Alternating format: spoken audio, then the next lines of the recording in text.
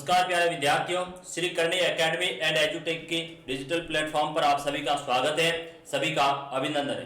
प्यारे बच्चों, हम भारतीय संविधान की बात करें, इंडियन कॉन्स्टिट्यूशन की, और जिसमें हमने देखा था कि किस तरीके से संविधान है वो किसी भी राष्ट्र के लिए जरूरी दस्तावेज होता है और संविधान के बिना किसी भी देश की शासन व्यवस्था का संचालन नहीं किया जाता। उसके बाद हमने देखा था कि किस तरीके से हमारे कॉन्स्टिट्यूशन के अंतर्गत मूल अधिकारों का प्रावधान किया गया है कि व्यक्ति के लिए जीवन जीने हेतु कुछ महत्वपूर्ण है, कुछ प्राकृतिक न्याय की अवधारणा पर अधिकार हैं वो लिए गए और उसमें 6-7 अधिकार थे। तीसरा हमारा अध्याय है चुनाव और प्रतिनिधित्व। आज हम तीसरे अध्याय पर बात करेंगे कि भारत के अंतर्गत चुनाव का क्या सिस्टम है, यानी इलेक्शन किस तरीके से होते हैं तथा इन चुनावों के अंतर्गत किस तरीके से प्रतिनिधित्व यानी रिप्रेजेंटेटिव होता है, जनता का किस तरीके से प्रतिनिधित्व होता है। यानी एक लोकतंत्र, एक डेमोक्रेसी के लिए जो चुनाव होते हैं वो लोकतंत्र का आधार होते हैं। चुनाव के बिना लोकतंत्र है वो सफल नहीं हो सकता और एक चुनावों की लंबी प्रक्रिया चलती है। एक चुनाव लंबी प्रक्रिया के दौरान चलेंगे, चुनाव होंगे, चुनाव में लगातार जो सुधार की प्रक्रिया होती है निष्पक्ष तरीके से, उसमें पारदर्शिता किस तरीके से आए और चुनाव करवाने हैं। किसी भी बड़े राष्ट्र में, भारत जैसा लोकतांत्रिक राष्ट्र जिसकी बृहद जनसंख्या है, बृहद भूभाग है, तो ऐसी स्थिति में उसमें किस तरीके से है वो इलेक्शन करवाई जाए। क्या ऐसी कोई संस्था होगी जो पर्टिकुलर भारत में चुनाव करवाने का कार्य करे और वो पूर्णतः क्या स्वतंत्र और निष्पक्ष तरीके से होगी। तो इस तरह की जो व्यवस्था होगी वो हमारे 3 अध्याय में दी हुई है कि भारत में जो चुनाव है किस तरीके से होते हैं, चुनावों की कौन कौन सी प्रक्रिया अपनाई जाती है, कौन से चुनावों के मॉडल अपनाए जाते हैं और किस तरीके से है वो रिप्रेजेंटेटिव होता है, चाहे सांसद हो, चाहे प्रधानमंत्री बनेंगे या फिर राष्ट्रपति के इलेक्शन हो, चाहे सीएम को, यानी किसी भी तरह के जो इलेक्शन है उनका क्या स्वरूप होगा उस पर हम बात करेंगे। तो भारत के अंतर्गत यदि देखा जाए तो चुनाव करवाने के लिए सर्वोच्च संस्था है वो भारत निर्वाचन आयोग है। भारत निर्वाचन आयोग, इंडियन इलेक्शन कमीशन करके एक संस्था भारत निर्वाचन आयोग है जो भारत में क्या करेगी, चुनाव करवाने हेतु सर्वोच्च संस्था है।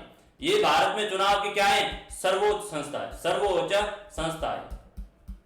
जिस प्रकार हम कहेंगे कि भारत के अंतर्गत संविधान की रक्षा का कार्य कर रहा है वो सर्वोच्च संस्था न्यायपालिका करे, उसी तरीके से भारत के अंतर्गत चुनाव आयोजित करवाने का और चुनावों में किस तरीके से पारदर्शिता हो, चुनाव की क्या प्रणाली हो और किस तरीके से नियत समय अवधि में वो इलेक्शन की प्रक्रिया चलती रहे, तो उसके लिए इंडियन इलेक्शन कमीशन करके एक संस्था है जिनका संविधान के अंतर्गत प्रावधान किया गया था। इंडियन कॉन्स्टिट्यूशन के अंतर्गत आर्टिकल 324 में कहा गया था कि भारत के राष्ट्रपति है, प्रधानमंत्री, अन्य सांसद सभी का चुनाव करवाने के लिए एक स्वतंत्र और निष्पक्ष आयोग होगा जिसका नाम क्या है, भारत निर्वाचन आयोग, और इसका जो मुख्यालय भारत निर्वाचन सदन नई दिल्ली के अंतर्गत इसका मुख्यालय, और ये देश के अंतर्गत क्या करेगा, चुनाव करवाने की सबसे सर्वोच्च संस्था होगी। ये तो एक बेसिक बात आई चुनाव की। आगे देखते हैं इसमें क्या क्या हमारे अध्ययन के जो बिंदु हो गए उनको आप देखिए कि चुनाव और प्रतिनिधित्व के बारे में आप इस अध्याय में पढ़ेंगे कि चुनाव और प्रतिनिधित्व रिप्रेजेंटेटिव के बारे में कॉन्स्टिट्यूशन प्रोविजन का है वो आप अध्ययन करेंगे। यानी इस अध्याय में किस तरीके से चुनाव और प्रतिनिधित्व की बात की गई है और उनका इंडियन कॉन्स्टिट्यूशन के अंतर्गत संवैधानिक का मतलब है भारतीय संविधान में है वो किस तरीके से प्रावधान है, संविधान में किस तरह से है वो प्रावधान है, उनको आप देखोगे क्या प्रावधान किए गए।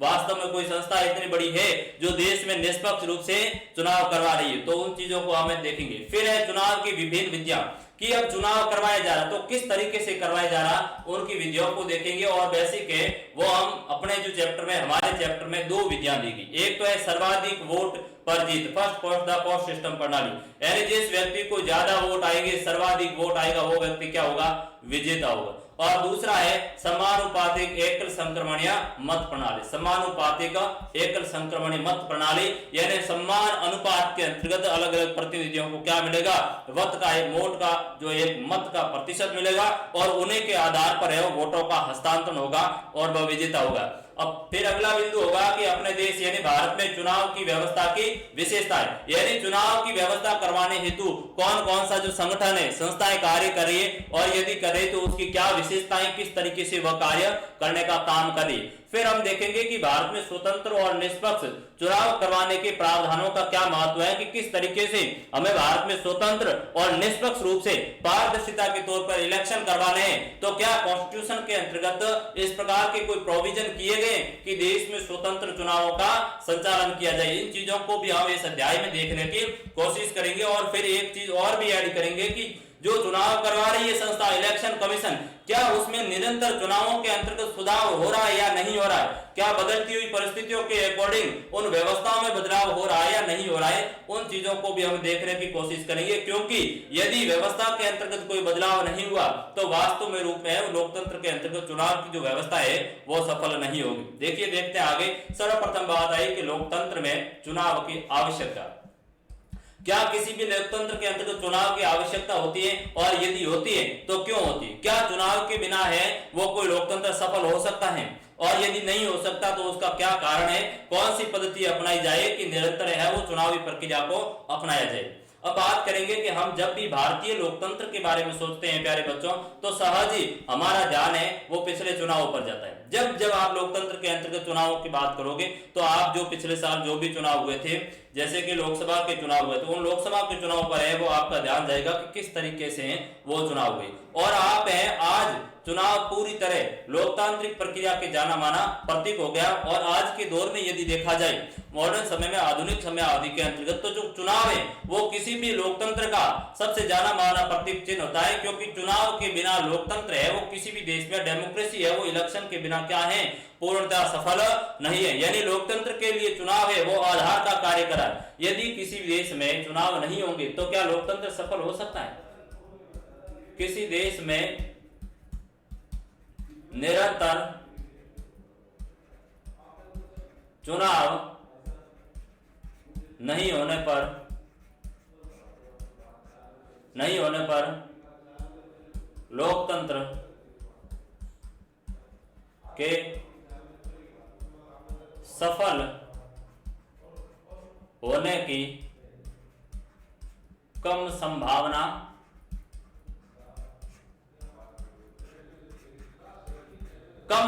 रहती है। यानी लोकतंत्र यदि निष्पक्ष रूप से, किस तरीके से? निष्पक्ष रूप से, यदि निष्पक्ष रूप से किसी भी देश में या पारदर्शिता से, निष्पक्ष व पारदर्शी रूप से चुनाव नहीं होंगे तो उस देश के अंतर्गत लोकतंत्र है वो सफल नहीं हो पाएगा। क्योंकि निष्पक्ष और पारदर्शी नहीं हुए तो नहीं होगा। यदि चुनाव तो होते हैं, आप देखोगे कि चीन के अंतर्गत भी वहां कम्युनिस्ट पार्टी की सरकार है, वहां पर भी इलेक्शन होते हैं। रशिया के अंतर्गत भी है, वह भी कम्युनिस्ट पार्टी की सरकार है, वो भी वहां पर एकल पार्टी चुनाव हो रहे। लेकिन उन चुनावों का महत्व क्या? क्योंकि वहां पर देखेंगे तो व्यवस्था एक ही तरह की, एक ही व्यक्ति है बार बार चुनाव जीत रहा, तो वास्तव में वहां की जो व्यवस्था है वहां लोकतंत्र का उसमें पुट नहीं। तो लोकतंत्र का पुट वहां होगा, लोकतंत्र का प्रतीक वो होगा जहां पर निरंतर समय अवधि में क्या होते हैं, चुनाव होते हैं। और वो चुनाव होंगे, उन चुनावों का आधार चाहे कोई वो या तो प्रत्यक्ष रूप से इलेक्शन हो सकते हैं या फिर अप्रत्यक्ष रूप से चुनाव होंगे। तो उनके आधार पर, लेकिन जो प्राथमिक शर्त यह है कि किसी भी देश के अंतर्गत जो चुनाव है, इलेक्शन है, वो निश्चित समय अवधि में और निष्पक्ष व पारदर्शी तरीके से चुनाव होने जरूरी है। यदि ये नहीं होता है तो उस देश का लोकतंत्र है वो सफल नहीं माना जाएगा। क्या हमारे भारत में व्यवस्था है? बिल्कुल हम कहेंगे कि हमारे भारत में भी एक नियत समय अवधि बाद विभिन्न पदाधिकारी, विभिन्न प्रतिनिधियों के चुनाव होते हैं। चाहे लोकसभा के चुनाव हो, चाहे राज्यसभा के चुनाव हो, चाहे विधानसभाओं, विधान मंडलों के चुनाव हो, चाहे देश में राष्ट्रपति का, उपराष्ट्रपति का, किसी का भी चुनाव हो, लेकिन भारत में भी एक नियत समय अवधि, नियत समय अवधि का मतलब हुआ कि एक निश्चित कार्यकाल। क्या कार्यकाल फिक्स है? हमारे यहाँ पर बिल्कुल है। मुख्यमंत्री का भी कार्यकाल 5 साल का होगा, प्राइम मिनिस्टर बनेगा, जो सांसद, एमएलए, एमपी बनेंगे, राष्ट्रपति बनेंगे, उपराष्ट्रपति बनेंगे, इनका कार्यकाल वो तय है।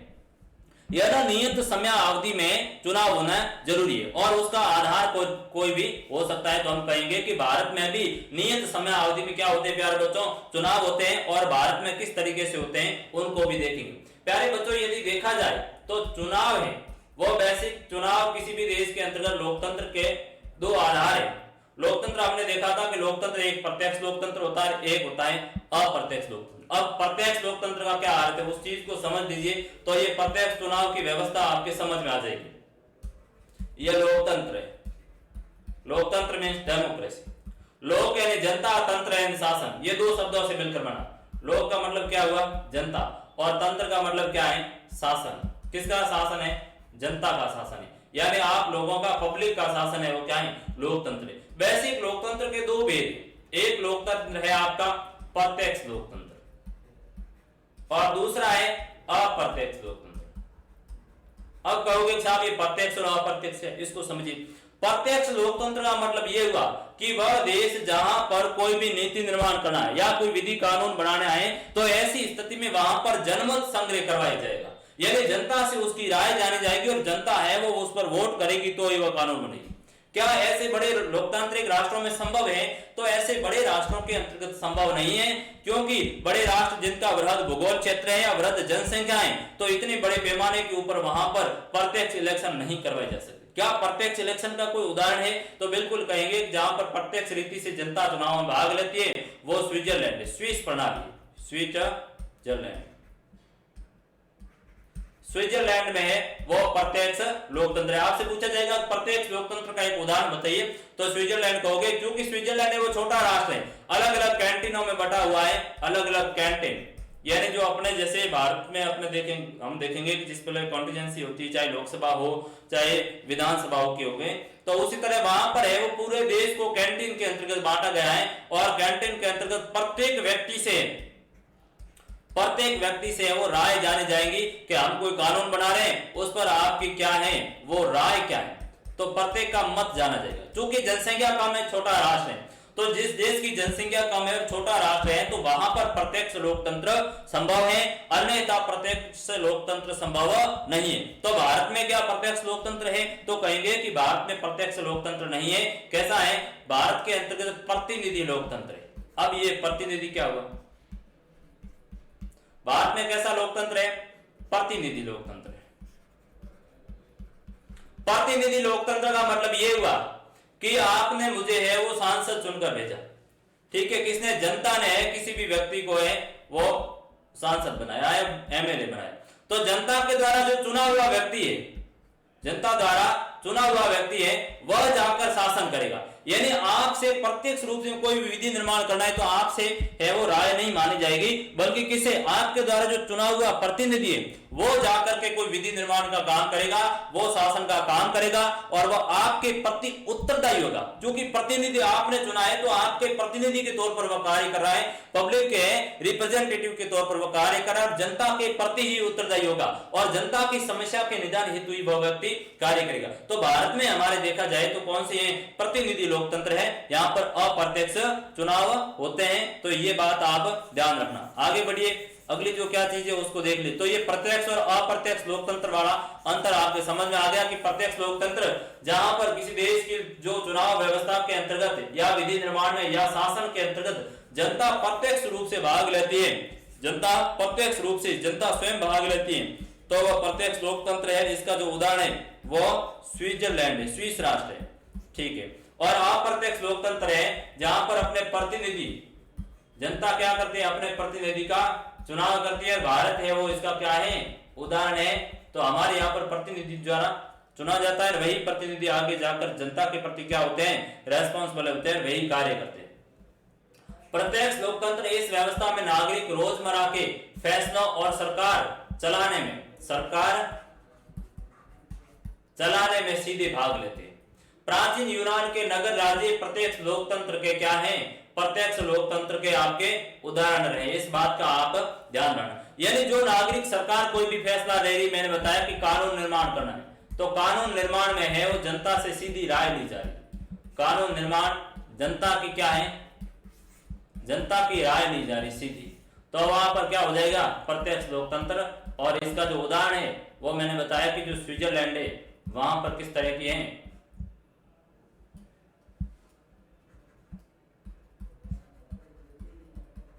स्विट्जरलैंड है, वहां पर प्रत्यक्ष लोकतंत्र है। और ऐसा उदाहरण देखेंगे तो प्राचीन जो यूनान के नगर राज्य थे वे प्रत्यक्ष लोकतंत्र के उदाहरण थे, क्योंकि छोटे छोटे नगर गणराज्य थे तो वहां पर प्रत्यक्ष लोकतंत्र की व्यवस्था संभव थी। अब आइए भारत में प्रत्यक्ष लोकतंत्र की आप उदाहरण देखो।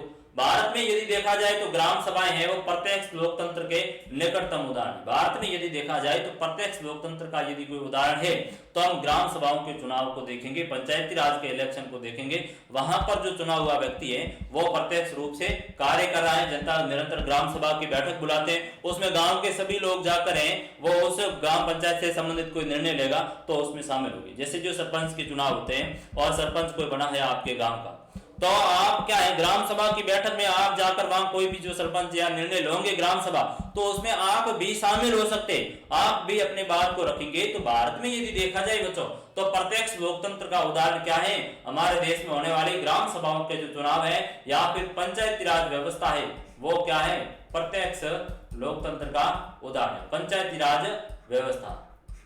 और पंचायती राज में कौन सी, विशेषकर ग्राम सभा, कौन सी है, ग्राम सभा। इस बात का ध्यान रखना, क्योंकि देखेंगे कि पंचायती राज के भी 3 चरण है, पंचायती राज के भी हैं वो 3 चरण है। एक तो पंचायत है, सॉरी ग्राम पंचायत है, ग्राम पंचायत है प्रथम, फिर दूसरी है पंचायत समिति है, और तीसरी है आपके जिला परिषद। ये सबसे निम्न स्तर पर, नीचे धरातल पर काम करती है, गांव पर कर रही है, ग्रामीण लेवल पर कर रही है, ब्लॉक स्तर पर काम कर रही है, और ये जिला स्तर पर काम कर रही है। तो सबसे जो धरातल के ऊपर काम कर रही है प्रत्यक्ष जो लोकतंत्र का उदाहरण है वो क्या है, ग्राम पंचायत, जिसमें ग्राम सभा होती है। ग्राम सभा की बैठक में आप जाओ और ग्राम सभा की बैठक में जो भी निर्णय लिया जाएगा वहां पर आपकी बात को सुनी जाएगी, यानी वहां पर क्या है, प्रत्यक्ष लोकतंत्र है। तो प्रत्यक्ष लोकतंत्र का हमारे यहाँ पर उदाहरण हो जाएगा ग्राम सभा। क्यों हमने पूरे देश में व्यवस्था क्यों नहीं अपनाई, क्योंकि देश का है वृहद भूभाग है, वृहद भूगोल है, और जगह जगह असमानता पाई जाती है। ज्योग्राफिकल जो कंडीशन सिचुएशन है वो एक जैसी नहीं है, क्योंकि प्रत्येक लोगों का प्रतिनिधित्व भी संभव नहीं है। साथ ही साथ जो वृहद बड़ी जनसंख्या है, तो बड़ी जनसंख्या को है वो प्रत्यक्ष लोकतंत्र में भागीदार बनाना संभव नहीं है, इसलिए हमने है वो अप्रत्यक्ष लोकतंत्र को अपनाया। लेकिन जब लाखों और करोड़ों लोगों को निर्णय लेना हो तो इस प्रकार के प्रत्यक्ष लोकतंत्र को व्यवहार में नहीं लाया जा सकता। मैंने वही बात की, इसलिए जनता के शासन का अर्थ है सामान्यतः जनता के प्रतिनिधियों द्वारा चलाए जाने वाले शासन से। अब हमने किया कि लोकतंत्र का, भारत में लोकतंत्र का मतलब ये हुआ कि जनता का शासन। तो आप कहोगे कि साहब जनता के शासन का क्या अभिप्राय हुआ, हम तो कभी भी कोई कानून निर्माण का कार्य नहीं कर रहे, हम पर तो कानून थोपे जा रहे हैं। लेकिन वास्तविक की स्थिति यह है कि इसका सामान्य अर्थ यह होगा कि जनता के प्रतिनिधियों द्वारा चलाए जाने वाले शासन है, यानी हमने जिन लोगों को, जिन नेताओं को चुनकर भेजा है वे ही आगे जाकर व्यवस्थापिकाओं में, कार्यपालिकाओं में हमारे लिए क्या करेंगे, कार्य करेंगे। ये कौन कह रहा है, ये लोकतंत्र की एक व्यवस्था है, चुनाव की व्यवस्था है। वो कह रही है कि जनता के द्वारा निर्वाचित प्रतिनिधि, निर्वाचित प्रतिनिधि कार्य करेगा। कहां पर, जनता के शासन में। जनता का शासन है तो वहां पर क्या होगा, जनता द्वारा जो निर्वाचित प्रतिनिधि है वो जनता हेतु कार्य करेगा। इस बात का आप ध्यान रखना। आगे बढ़िए क्या करें, अब चुनाव की बात करेंगे कि चुनाव की किस तरह की व्यवस्था है और भारत के अंतर्गत चुनाव है वो किस विधि से निर्वाचन होता है, उन व्यवस्थाओं को देखेंगे। चुनाव नागरिकों द्वारा अपने प्रतिनिधियों को चुनते हैं जो देश के शासन और प्रशासन को चलाने में सक्रिय रूप से भाग लेते हैं। ये विधि चुनाव या निर्वाचन कहलाती है। आपको 1 नंबर में पूछा जाएगा कि चुनाव क्या है। नागरिकों द्वारा अपने प्रतिनिधि को, इस लाइन को समझिए, नागरिक यानी सामान्य जनता है, पब्लिक है। जनता के द्वारा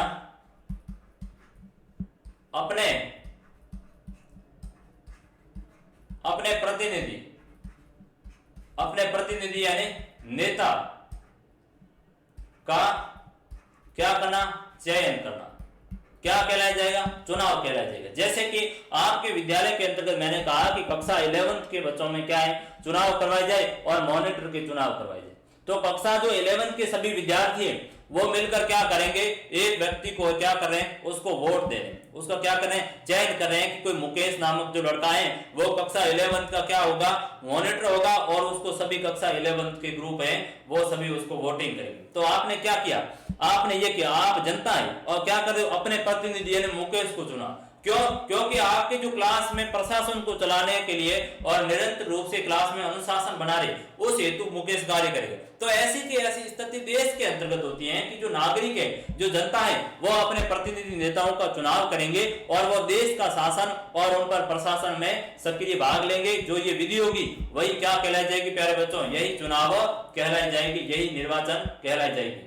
भारतीय संविधान के अंतर्गत भी चुनाव व्यवस्था का क्या किया गया है, प्रावधान किया गया है कि इंडियन कॉन्स्टिट्यूशन में बाकायदा इस बात का प्रावधान किया गया कि चुनाव है वो निरंतर समय अवधि में होंगे और सार्वभौमिक वयस्क मताधिकार पर भारत में चुनाव होंगे। किस आधार पर होंगे? सार्वभौमिक वयस्क मताधिकार, सार्वभौमिक वयस्क मताधिकार पर भारत में चुनाव, सार्वभौमिक वयस्क मताधिकार, सार्वभौमिक वयस्क मताधिकार का क्या होगा, जनता को अधिकार होगा। सार्वभौमिक वयस्क मताधिकार का अधिकार होगा, मताधिकार का अधिकार होगा। आप कहोगे साहब ये सार्वभौमिक क्या है? यानी भारत में हम कह रहे हैं कि कॉन्स्टिट्यूशन में बाकायदा चुनावी व्यवस्था का प्रावधान किया गया और कहा गया कि सभी नागरिकों को है वो सार्वभौमिक वयस्क यूनिवर्सल एडल्ट फ्रेंचाइज है वो अधिकार प्राप्त होगा। सार्वभौमिक यानी सभी, कोई भी व्यक्ति, जाति, धर्म, लिंग, पुरुष, स्त्री, कोई भी है, किसी स्थान विशेष किसी भी तरह को मान्य नहीं देकर के, कोई अमीर है कोई गरीब है, सभी नागरिकों का प्रत्येक व्यक्ति का एक वोट होगा, प्रत्येक व्यक्ति एक वोट का अधिकारी होगा। कैसी स्थिति में? वह व्यक्ति जिसकी उम्र है वो 18 साल या 18 साल से अधिक है, 18 साल या उससे अधिक है, तो वह व्यक्ति वोट देने का क्या होगा, अधिकार होगा। वह सभी तरह का वोट दे सकता है, एक व्यक्ति एक वोट का सिस्टम होगा। यानी सभी को वयस्क के आधार पर, यानी सभी को वयस्क परिपक्व मैच्योरिटी के आधार पर, यानी हमारे यहाँ पर जो मैच्योरिटी का एक लेवल माना गया है कि 18 साल या उससे अधिक जो उम्र का व्यक्ति होगा वो मैच्योर होगा, वह परिपक्व होगा, उसको सारी की सारी व्यवस्थाओं की जानकारी होगी। इसलिए इस व्यवस्था को कालांतर में जोड़ा गया। क्योंकि यदि हम देखते हैं तो जिस समय संविधान कॉन्स्टिट्यूशन बना उस समय जो हमारे यहाँ पर वयस्क व्यक्ति माना जाता था 21 साल का, परिपक्व मैच्योर है वो 21 साल का, लेकिन कालांतर के अंतर्गत कॉन्स्टिट्यूशन में एक अमेंडमेंट किया गया, संशोधन किया गया और जो कितनी कर दी गई थी, 18 साल कर दी कि कोई भी नागरिक, स्त्री पुरुष जिनकी आयु 18 साल या उससे अधिक है तो वह स्वतंत्र रूप से चुनाव कर सकता है। तो भारतीय संविधान में भी क्या है, सार्वभौमिक वयस्क मताधिकार की व्यवस्था की गई है। अब सार्वभौमिक वयस्क मताधिकार की व्यवस्था तो की गई, लेकिन क्या देश के अंतर्गत ऐसी कोई संस्था होगी जो निष्पक्ष रीति से क्या कर सके, चुनावों का आयोजन करवा सके? तो कहेंगे कि बिल्कुल देश के अंतर्गत ऐसी व्यवस्था की गई है। भारतीय कॉन्स्टिट्यूशन के अंतर्गत भारत निर्वाचन चुनाव आयोग का है वो उल्लेख किया गया है अनुच्छेद 324 में। चुनाव आयोग, भारत निर्वाचन आयोग जिसका नाम है भारत निर्वाचन आयोग, इंडियन इलेक्शन कमीशन, उल्लेख कहां पर है? संविधान के अनुच्छेद 324 में। आपसे पूछा जाएगा भारत में चुनाव करवाने हेतु सर्वोच्च संस्था कौन सी है, तो आप कहोगे साहब भारत निर्वाचन आयोग करके हैं, भारत इंडियन इलेक्शन कमीशन है वो सर्वोच्च संस्था है जिसका उल्लेख है हमारे संविधान के अनुच्छेद 324 में दिया गया है, जिसमें कहा गया कि पूरे देश के अंतर्गत निष्पक्ष और स्वतंत्र रूप से चुनाव करवाने हेतु एक संस्था होगी जिसे निर्वाचन आयोग कहा जाएगा। ठीक है, ये तो बात होगी बेसिक चुनाव की। भारत में चुनाव व्यवस्था को देखेंगे। हमारा देश लोकतांत्रिक देश है और इसलिए लोकतंत्र है क्योंकि यहाँ समय समय पर निष्पक्ष रूप से चुनाव संपन्न करवाए जाते हैं, जो चुनाव आयोग का कार्य होता है। अब कहेंगे कि भारत लोकतांत्रिक देश है। लोकतांत्रिक देश का मतलब क्या हुआ? लोक है, जनता, तंत्र है, शासन, जनता का शासन। कैसे जनता का शासन? जनता का शासन इसलिए क्योंकि हमारे देश में समय समय पर निष्पक्ष रूप से चुनाव संपन्न होते हैं और जो चुनाव संपन्न होंगे उन चुनाव के अंतर्गत जनता प्रत्यक्ष रीति से अप्रत्यक्ष रीति से भाग लेगी और जो चुनाव करवाने का काम है वो एक सर्वोच्च संस्था करवाएगी जो निष्पक्ष रूप से भारत में चुनावों का क्या करेगी, आयोजन करेगी। इसके लिए इंडियन कॉन्स्टिट्यूशन में अनुच्छेद 324 भारत निर्वाचन आयोग का उल्लेख किया गया है। फिर देखेंगे कि भारत में यदि ये चुनाव किए जा रहे हैं तो चुनाव का सिस्टम क्या है, आखिर में प्रणाली कौन सी है, किसके जरिए है, वो चुनाव हो रहे हैं, तो उस बात को आप देखेंगे कि सिस्टम क्या है, सिस्टम को देखेंगे। प्यारे बच्चों, यदि देखा जाए तो चुनाव की बेसिक दो प्रणालियां, एक तो अधिक वोट है, अधिक वोट के आधार पर, यानी जिसको ज्यादा वोट वो उसकी क्या हो जाएगी, अधिक वोट जिसकी जीत होगी, और दूसरा है समान अनुपात। आप उस बात को समझिए, जैसे कि हम एक उदाहरण देंगे कि कक्षा 11 के अंतर्गत मैंने एवं मॉनिटर के चुनाव करवाए, क्या करवा दिए, मॉनिटर के चुनाव करवा दिए, मॉनिटर बनाना। अब मॉनिटर बनाना है तो कक्षा 11 के सभी बच्चे उसमें क्या लेंगे, भाग लेंगे, ठीक है। कितने उम्मीदवार खड़े हैं, दो उम्मीदवार खड़े, उम्मीदवार कितने खड़े हैं, दो उम्मीदवार खड़े, एक उम्मीदवार ए खड़ा है, दूसरा उम्मीदवार बी खड़ा है, दो व्यक्ति हैं वो उम्मीदवार खड़े, ठीक है। आपकी जो कक्षा 11 के अंतर्गत जो सभी छात्रों की, विद्यार्थियों की संख्या है वो तकरीबन आपकी 100 है, कितने हैं, 100 है।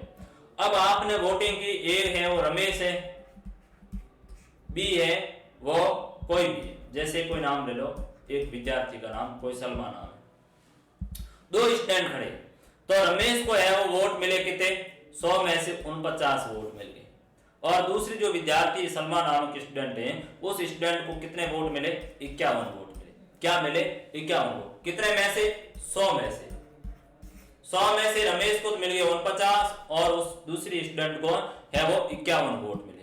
तो क्या है, इसमें कहा गया कि अधिक वोट की जीत सिस्टम है, अधिक वोट सिस्टम, यानी जो सबसे आगे होगा वही जीतेगा, first past the post system कहा जाता है। जिसको ज्यादा वोट, उसी व्यक्ति की जीत की जो प्रणाली है वो हमारे यहाँ पर इजाद की गई है भारत के अंतर्गत। तो यहाँ पर 51 जिसको मिले तो विजेता कौन हो जाएगा, ये आपकी क्लास की क्या हो जाएगी, मॉनिटर हो जाएगी, क्या हो जाएगी, क्लास की मॉनिटर होगी। तो ये एक बेसिक बात है। तो देखते हैं कि चुनाव की क्या प्रणाली है, उनको देखेंगे। दो चुनाव की बेसिक प्रणालियां कौन सी है, दो। प्रथम है ये आपकी अधिक वोट की जीत, जिसको ज्यादा वोट मिलेंगे उसी की जीत होगी। ये ध्यान रखना जरूरी है कि इस व्यवस्था में जिस प्रत्याशी को अन्य सभी प्रत्याशियों से अधिक, प्रत्याशी यानी उम्मीदवार, प्रत्याशी यानी क्या है, उम्मीदवार, जिस प्रत्याशी को अन्य सभी प्रत्याशियों, जिस उम्मीदवार को अन्य उम्मीदवारों से अधिक वोट मिल जाते हैं उसे निर्वाचित घोषित कर दिया जाएगा, उसे ही क्लास का मॉनिटर बना दिया जाएगा। विजय प्रत्याशी यानी जो विजेता है उसके लिए ये जरूरी नहीं है कि उसे कुल मतों का बहुमत मिले, उसके लिए जरूरी ये है कि उसे जो कुल मत मिले, कुल वोट मिले, उसका बहुमत मिलना जरूरी। बहुमत कितने हैं ये देख लो, आपके इसको 50 है, इसको 51, यानी बहुमत में ये ज्यादा आंकड़ा है, तो ये जरूरी, जिसको ज्यादा बहुमत होगा वही जीत होगी।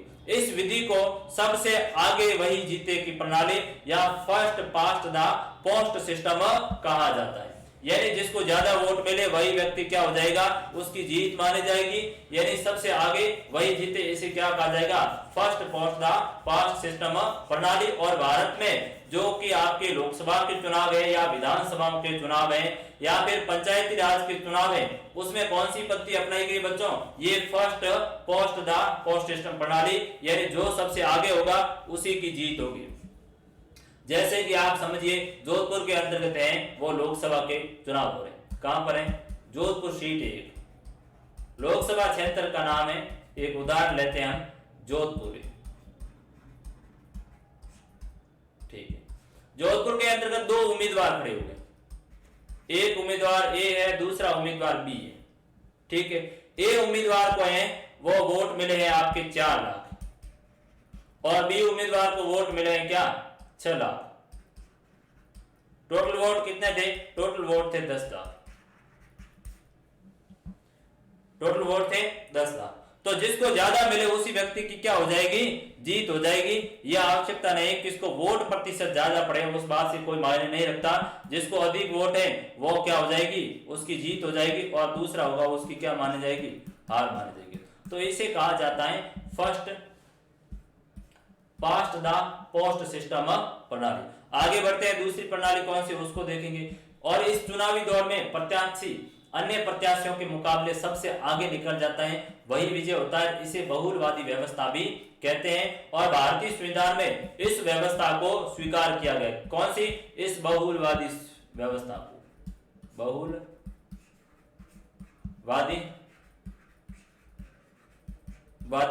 व्यवस्था को है वो क्या किया गया है, स्वीकार किया गया है। यानी ये क्या, ये बहुलवादी, जो ज्यादा जिसको जाएगा वह व्यक्ति जीतेगा। हमारे इंडियन कॉन्स्टिट्यूशन में भी यही प्रावधान अपनाया गया, इसलिए आप देख रहे हो कि जिसको ज्यादा वोट मिल रहे हैं वही विजेता होता है। अब जो दूसरी प्रणाली वो कौन सी है, वो है समानुपातिक प्रतिनिधित्व प्रणाली।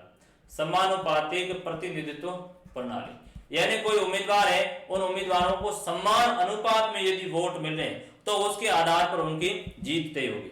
और ये जो प्रणाली है वो कहां पर अपनाई गई, एक उदाहरण दिया हुआ कि इजराइल करके एक देश है, वहां पर समान अनुपात प्रणाली अपनाई गई। इसको पढ़ लीजिए, लैंग्वेज क्या करिए कि इजराइल में मतगणना के बाद प्रत्येक पार्टी को संसद में उसकी उसी अनुपात में सीटें दे दी जाती है जिस अनुपात में उन्हें वोटों में क्या होता है, हिस्सेदारी मिलती है। प्रत्येक पार्टी चुनावों से पहले अपने प्रत्याशियों की एक प्राथमिक सूची जारी करती है और अपने उतने ही प्रत्याशियों यानी कि उम्मीदवारों को, ये प्रत्याशी शब्द का मतलब होता है उम्मीदवार यानी जो कोई खड़ा हुआ है, उतने ही उम्मीदवारों को उसी प्राथमिकता सूची से चुन लेगी जितनी सीटों का कोटा उसे दिया जाता है। और चुनावों की इस व्यवस्था को क्या कहा जाएगा, समानुपातिक प्रतिनिधित्व प्रणाली कही जाएगी। यानी क्या होता है कि जो जैसे कि आपकी क्लास के अंतर्गत है वो 100 बच्चे हैं और उसमें 4 लोग खड़े हुए, उसमें कितने खड़े हैं, 4 लोग हैं वो खड़े हैं। अब इनको समान अनुपात के अंतर्गत क्या होगा, समान अनुपात में वोट होंगे, समान अनुपात में वोट है वो मिलेंगे। किस अनुपात में, समान अनुपात के अंतर्गत वोट मिलेंगे और कालांतर सर्व जिसके सबसे कम होंगे उसके वोट उससे अधिक वाले को क्या हो जाएंगे, ट्रांसफर हो जाएंगे। इसके इनके बजाय कम है तो इनको वोट बी को ट्रांसफर हो जाएगा। यानी इसमें क्या होता है, वोटों का हस्तांतरण होता है, वोटों का हस्तांतरण होता है। क्या होता है, वोटों का हस्तांतरण होता है। आगे बढ़िए क्या कह रहे हैं, तो समानुपातिक प्रतिनिधित्व प्रणाली में क्या होता है, समान अनुपात में जिनको वोट मिलेगा उसी को ही कालांतर में वोट ट्रांसफर पर विजय होगी। और भारत में ये जो समानुपातिक प्रणाली है वो किस में अपनाई गई है, राष्ट्रपति के चुनाव में अपनाई गई है। राष्ट्रपति का चुनाव है समानुपातिक प्रतिनिधित्व प्रणाली और राज्यसभा का चुनाव, इन दोनों के चुनाव में ये पद्धति अपनाई गई है। बाकी सभी में कौन सी अपनाई गई है, जिसकी ज्यादा वोट उसी व्यक्ति की जीत अपनाई गई है। इजराइल व नीदरलैंड, अर्जेंटीना व पुर्तगाल में कौन सी समानुपातिक प्रतिनिधित्व पद्धति अपनाई गई है, समानुपातिक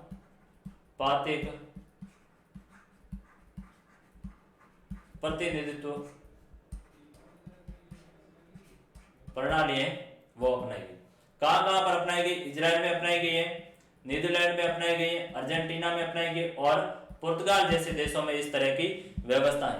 भारत में हमने समानुपातिक प्रतिनिधित्व प्रणाली को केवल अप्रत्यक्ष चुनावों के लिए रूप में ही सीमित किया है और हमारे संविधान में राष्ट्रपति, उपराष्ट्रपति, राज्यसभा और विधान परिषद के चुनाव में कौन सी पद्धति अपनाई जाती है, वह ये समानुपातिक पद्धति अपनाई जाती है।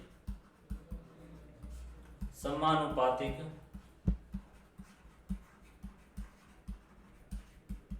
प्रतिनिधित्व प्रणाली है वो अपनाई जाएगी। तो भारत के अंतर्गत बेसिक सिस्टम क्या है कि राष्ट्रपति का चुनाव होगा, यदि उपराष्ट्रपति का होगा या राज्यसभा या फिर विधानसभा, इन चारों के चुनाव के अंतर्गत समानुपातिक प्रतिनिधित्व पद्धति अपनाई जाती है। क्योंकि यह जो पद्धति होती है वो काफी जटिल पद्धति होती है। क्या होती है, इसका जो प्रोसीजर होता है वो जटिल होता है, सामान्य पब्लिक है वो समझ नहीं सकती। क्योंकि भारत में देखेंगे तो बहुत बड़ी वर्ग है, बहुत बड़ा वर्ग, जो उस समय जिस समय कॉन्स्टिट्यूशन लिखा गया था उस समय देश के अंतर्गत साक्षरता की निम्न दर थी।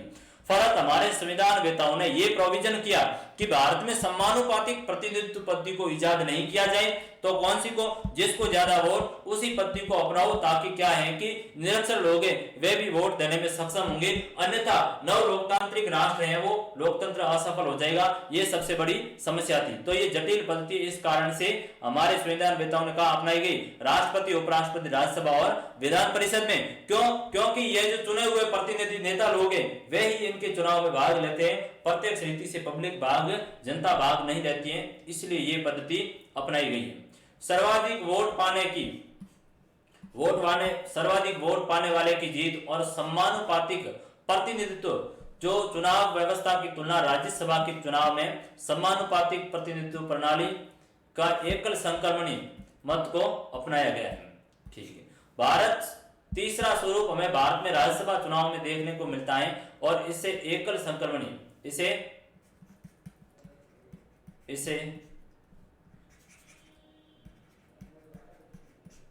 इसे एकल संक्रमणीय मत प्रणाली कहते हैं।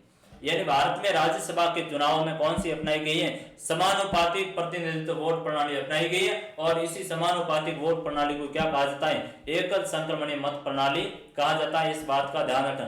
संविधान निर्माता समझते थे कि समानुपातिक प्रतिनिधित्व प्रणाली पर आधारित चुनाव संसदीय प्रणाली में सरकार के स्थायित्व को क्या कर रहे हैं? खतरा रहता है। इसलिए हमारे देश में सर्वाधिक जीत की प्रणाली अपनाई गई, क्योंकि ये सर्वाधिक जीत की प्रणाली थी वह आसान प्रणाली थी। आसान प्रणाली थी, जटिल नहीं थी। इसलिए कौन सी अपनाई गई थी? सर्वाधिक वोट पर जीत की प्रणाली अपनाई, ताकि क्या है, नव लोकतंत्र है वो असफल नहीं हो। नव लोकतंत्र असफल नहीं हो। तो इसलिए हमारे जो देश के अंतर्गत कौन सी पद्धति अपनाई गई थी? ये अपनाई गई। तीसरी बात पर हम बढ़ेंगे। तीसरा जो हमारा महत्वपूर्ण मुद्दा होगा कि चुनाव और आरक्षण। भारत में चुनाव हो रहे हैं, उन चुनावों के अंतर्गत आरक्षण की व्यवस्था किस तरीके से की गई? क्या आरक्षण जैसा मुद्दा हमारे चुनावों के अंतर्गत हावी है या नहीं है? उस मुद्दे को हम देखने की कोशिश करेंगे कि वास्तविक रूप में भारत में किस तरह का सिस्टम है वो काम कर रहा है। तो ये बहुत ही महत्वपूर्ण है, क्योंकि चुनाव के अंतर्गत है वो इलेक्शन का क्या स्वरूप हो रहा है वो बहुत महत्वपूर्ण। यदि चुनावों के अंतर्गत आरक्षण में आरक्षण जैसी व्यवस्था है या नहीं है, और यदि है तो किन लोगों को, किन वर्गों को जो आरक्षण है वो दिया गया। तो भारत में आरक्षण क्या है? बहुत बड़ा मुद्दा रहा है। और कौन से क्षेत्र, निर्वाचन क्षेत्र आरक्षित होंगे वो अलग रूप से तय किए गए। वह कौन तय करता है, किस आधार पर निर्णय लिया जाता है, इन प्रश्नों के इर्द गिर्द क्या करेंगे हम भारत के अंतर्गत आरक्षण की चुनावों में व्यवस्था को देखेंगे कि यदि भारत में चुनावों के अंतर्गत आरक्षण दिया गया है तो निर्वाचन क्षेत्र है वो कौन से होंगे, कौन से क्षेत्र को, निर्वाचन क्षेत्र को आरक्षण दिया जाएगा। उस क्षेत्र को है वो निर्वाचित क्षेत्र को आरक्षण दिया जाएगा जहां पर है वो अल्पसंख्यक है या फिर जनजाति की जनसंख्या है वो कम है, उनका प्रतिनिधित्व कम मिल रहा है। ऐसी स्थिति में उनको क्या कर देंगे हम? रिजर्व कर देंगे। वह कौन तय कर रहा है? वह तय करने का जो काम करेगा वो भारत परिसीमन आयोग करके एक संस्था है, भारत परिसीमन आयोग का काम होगा। समय समय पर इसका गठन किया जाता है। परिसीमन आयोग काम करेगा। ये कौन काम करेगा? परिसीमन आयोग करेगा। परिसीमन आयोग काम करेगा। अनुच्छेद 82 में उल्लेख किया गया है कि भारत के राष्ट्रपति जी परिसीमन आयोग का क्या करेंगे? गठन करेंगे। और परिसीमन आयोग की क्या करेगा? राष्ट्रपति जी को वापस ये रिपोर्ट देगा कि साहब इन क्षेत्रों में, इन क्षेत्रों का दायरा है वो घटा दिया जाए या कम बढ़ा दिया जाए, या फिर उन तबकों को है वो रिजर्व घोषित किया जाए। तो परिसीमन आयोग करके एक संस्था है वो राष्ट्रपति जी गठित करते हैं। ये रिपोर्ट है वो सरकार को देगी। इसके आधार पर है वो निर्णय लिया जाएगा। किस आधार पर निर्णय लिया जाएगा? आधार होगा वो जनसंख्या होगा। आधार क्या होगा? जनसंख्या व प्रतिनिधित्व। यानी किसी व्यक्ति का किस तरह का प्रतिनिधित्व। आप देखेंगे कोई क्षेत्र है, माना कि आपका कोई भी क्षेत्र है, ये आपका बांसवाड़ा का क्षेत्र है। तो बांसवाड़ा के क्षेत्र के अंतर्गत जो निम्न वर्ग है उनका प्रतिनिधित्व कितना है? प्रतिनिधित्व कितना है? इस प्रतिनिधित्व आधार पर उनकी जनसंख्या कितनी है उसके आधार पर तय किया जाएगा कि वो उस क्षेत्र को रिजर्व घोषित किया जाए या नहीं किया जाए। ये मायने रखता है। तो चुनावों के अंतर्गत जो कहेंगे कि जो आरक्षण जैसी व्यवस्था है उसको लागू करने का काम है वो निर्वाचन आयोग, परिसीमन आयोग करेगा। और परिसीमन आयोग का राष्ट्रपति जी गठन करेंगे और वह नियत समय में सरकार को रिपोर्ट देगा और उसी के आधार पर किया जाएगा। इन तमाम सवालों के जवाब ये है कि ये निर्णय कौन सा?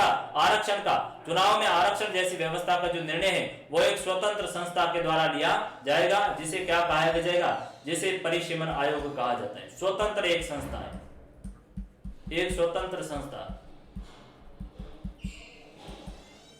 एक स्वतंत्र संस्था है जिसे परिसीमन आयोग कहा जाता है। जिसको क्या कहा जाता है? परिसीमन आयोग। ये परिसीमन आयोग क्या करेगी?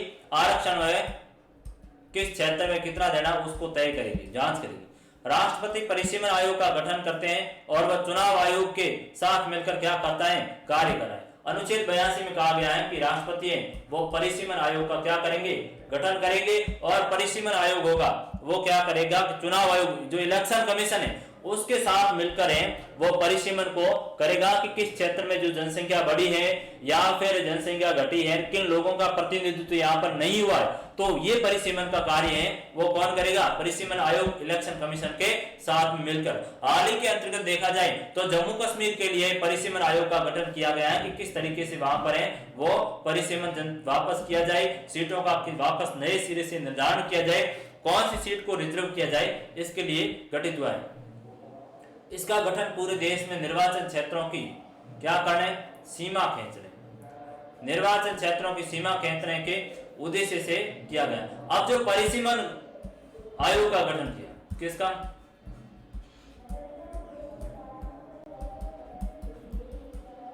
परिसीमन आयोग का जो काम है ये पूरे देश में क्या करेगा, निर्वाचन क्षेत्रों की सीमा खींचने का काम करेगा, नए सिरे से उनकी क्षेत्र का निर्धारण करेगा। जैसे कि आप देखोगे कि एक सीट है, आप मान लो नागौर की सीट है, नागौर की सीट है, उसके अंतर्गत कुछ जोधपुर के भूभाग को मिलाया हुआ है, उससे नागौर की सीट है वो लोकसभा की सीट है। अब परिसीमन किया जाएगा तो उन्होंने कहा कि जो जोधपुर के भूभाग थे कहा नागौर लोकसभा सीट में, नागौर लोकसभा सीट में, तो उन क्षेत्रों को निकाल दिया जाए, क्या किया जाए, उन क्षेत्रों को निकाल दिया जाए, जोधपुर के साथ ऐड करो और नागौर के साथ किसी अन्य भूभाग की जगह वहां के क्षेत्र को ले लो और इसमें एडॉप्ट करो। तो ये तय कौन करा, ये परिसीमन आयोग का काम होगा। परिसीमन आयोग इस हेतु क्या करेगा, कार्य करेगा। साथ ही साथ प्रत्येक राज्य में आरक्षण के लिए निर्वाचन क्षेत्रों का कोटा कितना होगा, जो उस राज्य में अनुसूचित जाति व अनुसूचित जनजाति की संख्या के अनुपात में होगा, और किसी भी राज्य के अंतर्गत ये कोटा कितना होगा, कितने प्रतिशत दिया जाएगा, इसका निर्धारण है वो कहां पर किया जाएगा, उस क्षेत्र की, उस राज्य की SC ST की जनसंख्या कितनी है, उन जनसंख्या के आधार पर इसका क्या किया जाएगा बच्चों, निर्धारण किया जाएगा। फिर हम देखते हैं चौथे बिंदु पर बढ़ेंगे कि अब भारत में जो चुनाव करवाने, कैसे चुनाव करवाने, हमें स्वतंत्र और निष्पक्ष इलेक्शन करवाने हैं, तो स्वतंत्र व निष्पक्ष चुनाव की क्या व्यवस्था है उसको देखेंगे। स्वतंत्र और निष्पक्ष चुनाव कैसे हैं, स्वतंत्र व निष्पक्ष चुनाव। किसी भी चुनाव प्रणाली की कसौटी यह है कि वह एक स्वतंत्र और निष्पक्ष, कैसी, स्वतंत्र और निष्पक्ष चुनाव प्रक्रिया सुनिश्चित कर सके। यदि हम लोकतंत्र को एक जमीनी हकीकत बनाना चाहते हैं तो ये जरूरी है। अब स्वतंत्र और निष्पक्ष चुनाव करवाने हैं तो सबसे बड़ी बात यह है कि यदि लोकतंत्र को वास्तविक लोकतंत्र बनाना, वास्तविक लोकतंत्र का मतलब क्या हुआ, जमीनी लोकतंत्र का मतलब क्या हुआ, जमीनी लोकतंत्र का मतलब यह हुआ कि लोकतंत्र में जनता का प्रतिनिधित्व, लोकतंत्र में जनता का प्रतिनिधित्व, लोकतंत्र में जनता का प्रतिनिधित्व है वो अच्छे सिरे से निर्धारण करना, जनता का वास्तविक रूप से प्रतिनिधित्व हो रहा है या नहीं हो रहा है। क्या यदि देखा जाए कि चुनावों के अंतर्गत जातीय फैक्टर ज्यादा सक्रिय, कुछ ऐसे वर्ग है जिन वर्गों को डरा धमकाकर उनसे वोट लिए जा रहे, तो क्या यदि ऐसी व्यवस्था होगी तो लोकतंत्र है वो सफल होगा, वह लोकतंत्र सफल नहीं माना जाएगा। तो इसके लिए क्या है, हमें स्वतंत्र रूप से और निष्पक्ष पारदर्शी इलेक्शन करवाने होंगे ताकि क्या हो, लोकतंत्र सफल हो। तो निष्पक्ष चुनाव के बिना लोकतंत्र सफल नहीं हो सकता। और भारत में यदि देखा जाए तो सार्वभौमिक वयस्क मताधिकार की व्यवस्था की गई। कैसी व्यवस्था की गई है, भारत में देखा जाए लोकतंत्र को स्वतंत्र और निष्पक्ष बनाना है, इसके लिए हमने क्या कर दिया, यूनिवर्सल एडल्ट फ्रेंचाइज सार्वभौमिक वयस्क मताधिकार की व्यवस्था की और कहा कि सभी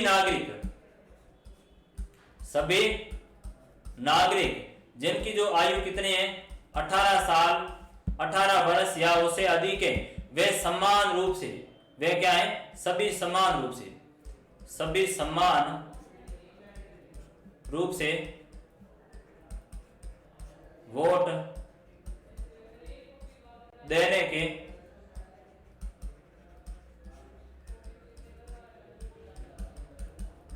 अधिकारी होंगे। सार्वभौमिक वयस्क मताधिकार का मतलब यह हुआ कि सभी नागरिक जिनकी आयु है वो 18 साल या उससे अधिक है, वे नागरिक क्या हैं, सभी समान रूप से एक व्यक्ति एक वोट देने के लिए स्वतंत्र होंगे। उन्हें के साथ किसी भी तरह का भेदभाव नहीं होगा कि आपने 18 साल की तो उम्र है लेकिन आप दलित जाति के हैं या फिर आप उच्च जाति के हैं या आप अमीर है इसलिए आपके 2 वोट पड़ेंगे, नहीं। किस आधार पर, सभी को एक ही वोट माना जाएगा यदि आपकी आयु है वो 18 साल और किसी भी तरीके से आपको अयोग्य नहीं ठहरा दिया जाए तो सभी कैसे होंगे, स्वतंत्र रूप से निष्पक्ष रूप से चुनाव करने को वे स्वतंत्र होंगे। सार्वभौमिक वयस्क मताधिकार, लोकतांत्रिक चुनाव में देश के सभी वयस्क नागरिकों को चुनाव में वोट देने का क्या होता है, अधिकार होना चाहिए। क्या होना चाहिए, लोकतंत्र के अंतर्गत सभी नागरिकों को समान रूप से वोट देने का अधिकार होना चाहिए, सार्वभौमिक वयस्क मताधिकार कहलाया जाएगा। 1989 तक भारत में देखा जाए तो सार्वभौमिक वयस्क मताधिकार 21 वर्ष से ऊपर के भारतीय नागरिकों को वयस्क भारतीय माना जाता था। अब यदि घटनाक्रम को देखेंगे तो जिस समय कॉन्स्टिट्यूशन लिखा गया था उस समय सार्वभौमिक वयस्क मताधिकार में जो उम्र रखी गई थी व्यक्ति की कि कोई व्यक्ति उसको वयस्क 21 साल की उम्र है तो क्या माना जाएगा, वयस्क माना जाएगा। सार्वभौमिक वयस्क मताधिकार कब, जिस समय 1950 में कॉन्स्टिट्यूशन लागू हुआ और 1989 साल आप हैं, यदि आपकी साल 21 साल की उम्र है तो आप सार्वभौमिक वयस्क मताधिकार के आधार पर माने जाएंगे।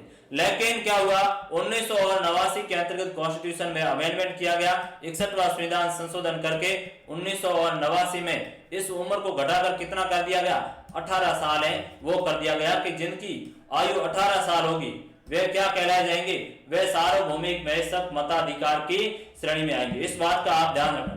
आपसे पूछा जाएगा सार्वभौमिक वयस्क मताधिकार किसे कहेंगे तो आप कहोगे कि कोई व्यक्ति जिसकी कोई व्यक्ति महिला या पुरुष जिनकी उम्र 18 साल या उससे अधिक है तो वह स्वतंत्र रूप से वोट देने का अधिकारी है, सार्वभौमिक वयस्क मताधिकार कहलाया जाएगा।